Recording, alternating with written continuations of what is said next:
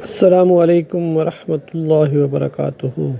قرآن کریم کی جو سائنسی معجزات سامنے آ رہے ہیں، یہ اس بات کا ثبوت ہے کہ قرآن مجید کسی انسان کا نہیں بلکہ اللہ تعالیٰ کا کلام ہے۔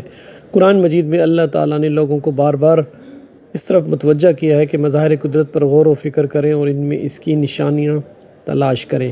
قرآن کریم کی ایک آیت میں اللہ نے اس دنیا کی سب سے حقیر اور کمزور مخلوق کی مثال بیان کی ہے، جس میں موجودہ مطلب کو سمجھ کر ایک انسان اس دنیا کا اصل مقصد جان سکتا ہے۔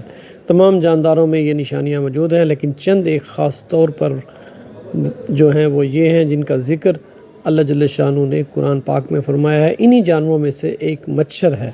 جب قرآن پاک میں مکڑی اور مکھی کی مثال بیان ہوئی تو مشرک کہنے لگے، بھلا ایسی حقیر چیزوں کے بیان کی قرآن جیسی اللہ کی کتاب میں کیا ضرورت تھی؟ تب اللہ نے ان کے جواب میں یہ آیات نازل فرمائی۔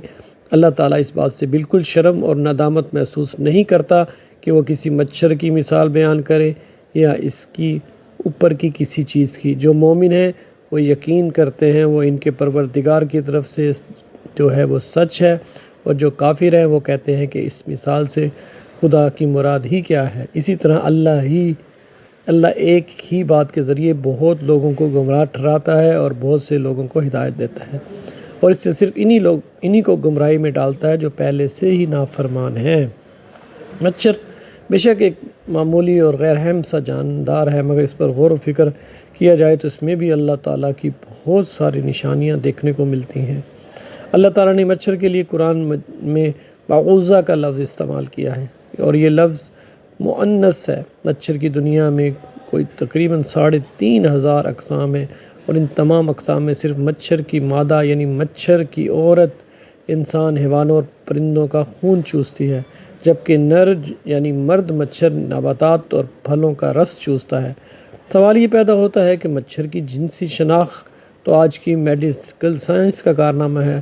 آج ہمارے پاس ایسی جدید خوردبین ہے جو کسی شے کو ہزاروں اور لاکھوں گنا بڑا کر کے دکھاتی ہے، جبکہ قرآن نے بعوضت کا لفظ بول کر 1450 سال قبل بتا دیا۔ وہ مچھر جس سے انسانوں کو تکلیف پہنچتی ہے وہ مادہ مچھر ہے، نر نہیں ہے۔ منافقوں نے اگرچہ مچھر اور مکھی کے چھوٹے پن کی وجہ سے قرآن پر اعتراضات کیے، لیکن اگر ان میں تھوڑی سی عقل ہوتی، وہ اس چھوٹے سے جانور کی ساخت اور بناوٹ پر غور و فکر کرتے تو سمجھ لیتے کہ اس کے بنانے میں باریک بینی اور عمدگی کی ایک دنیا صرف ہوئی ہے جس سے عقل حیران رہ جاتی ہے۔ امام جعفر صادق رحمۃ اللہ علیہ اس چھوٹے سے حیوان کی خلقت کے بارے میں ارشاد فرماتے ہیں، اللہ نے مچھر کی مثال دی ہے، حالانکہ وہ جسامت کے لحاظ سے بہت چھوٹا ہے، لیکن اس کے جسم میں وہ تمام آلات اور اعضاء ہیں جو خشکی کے سب سے بڑے جانور کے جسم میں ہیں، یعنی ہاتھی، اور اس کے علاوہ بھی اس کے اندر 2 عضو یعنی سینگ اور پر بھی ہیں جو ہاتھی کے پاس بھی نہیں ہیں۔ یہ بظاہر کمزور سا جانور جسے خدا نے ہاتھی کی طرح پیدا کیا، اس میں غور و فکر انسان کو پیدا کرنے والے کی عظمت کی طرف متوجہ کرتا ہے، خصوصاً اس کی سونڈ جو ہاتھی کی سونڈ کی طرح اندر سے خالی ہے، اور وہ مخصوص قوت جو خون کو اپنی طرف کھینچتی ہے۔ یہ اتنا حساس ہوتا ہے کہ صرف کسی چیز کے اٹھنے کے خطرہ محسوس کر لیتا ہے اور بڑی تیزی سے اپنے خطرے کی جگہ سے دور اس کو لے جاتا ہے، اور تعجب کی بات یہ کہ انتہائی کمزور ہونے کے باوجود بڑے سے بڑے جانور کو بھی انسان کو عاجز کر دیتا ہے۔ حضرت علی رضی اللہ عنہ نے فرمایا، اگر دنیا جہاں کی سب زندہ مخلوقات جمع ہو جائیں اور باہم مل کر کوشش کریں کہ ایک مچھر بنا لیں تو وہ ہرگز ایسا نہیں کر سکتے، بلکہ اس جاندار کی خلقت کے اسرار پر ان کی عقلیں دنگ رہ جائیں گی اور وہ تھک کر انجام کو پہنچ جائیں گی۔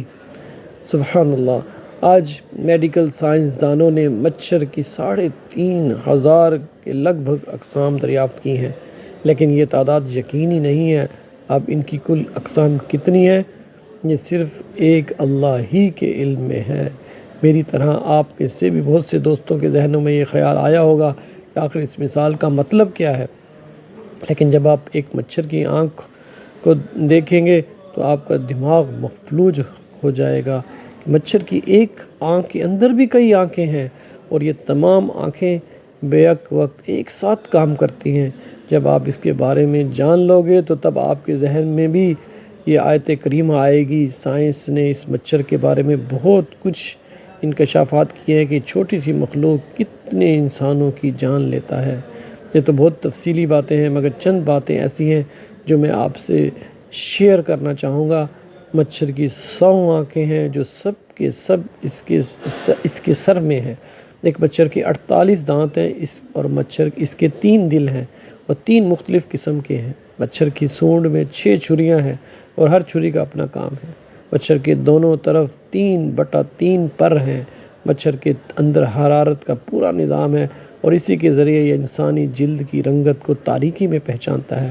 مچھر کی سوئی میں نشہ کرنے کا نظام ہے جس سے کاٹتے وقت انسان کو محسوس نہیں ہوتا اور کاٹی ہوئی جگہ خون چوسنے سے سوج جاتی ہے۔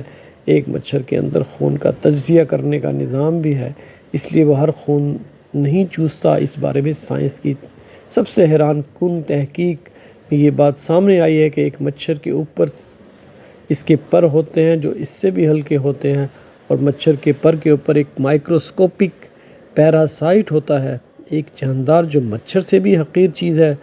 پیراسائٹ جو تمہیں اپنی آنکھ سے بھی نظر نہیں آتی، اللہ تعالیٰ کو تو تمہارے اعمال کی اور غلط کاموں کی مثال دینے کے لیے ایسی چیزوں کو سامنے لانے میں کوئی مشکل نہیں ہے، اور یہی وہ چیز ہے جس کے بارے میں اللہ تعالیٰ نے سورہ بقرہ کی آیت نمبر 26 میں مچھر کی مثال دینے کے بعد ارشاد فرمایا ہے۔